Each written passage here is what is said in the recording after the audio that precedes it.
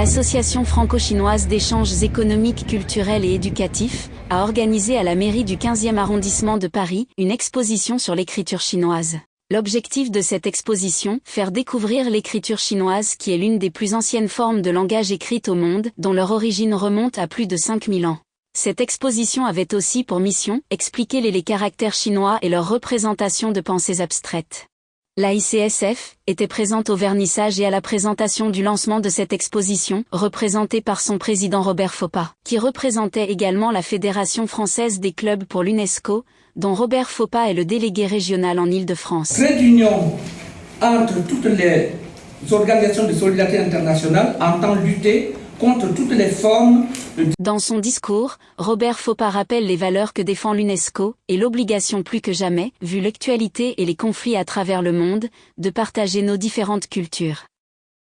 Robert Foppa a également indiqué que l'AICSF apportera son soutien auprès de l'Association franco-chinoise d'échanges économiques, culturels et éducatifs, pour réaliser des actions culturelles communes, et soutenir l'association pour qu'elle rejoigne la Fédération française des clubs pour l'UNESCO, le but étant de promouvoir et de faire connaître la culture chinoise dans le réseau des clubs de la FFCU. Robert Foppa s'est entretenu avec Marie Duan-Licheng, présidente de l'association franco-chinoise d'échanges économiques, culturels et éducatifs. Aujourd'hui, je suis très heureuse et très contente que je suis représentatrice pour cette magnifique conférence, l'exposition de l'écriture chinoise.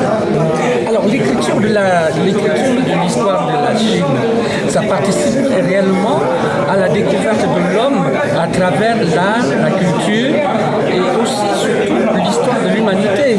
Oui, bien sûr, oui.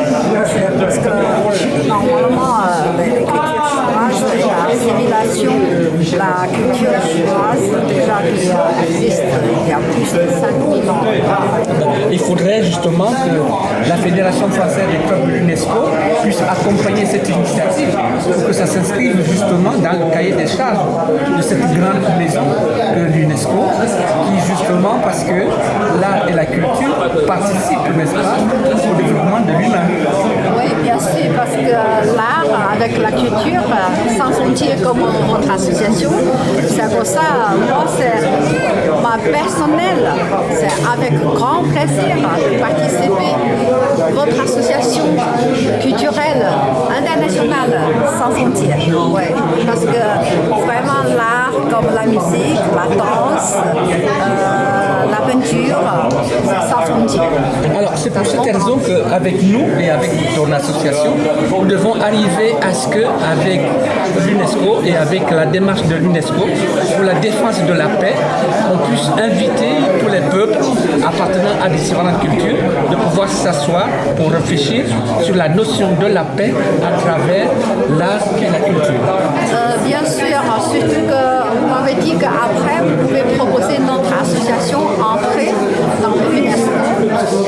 Et moi, je suis très heureuse un jour notre association qui va entrer dans l'UNESCO.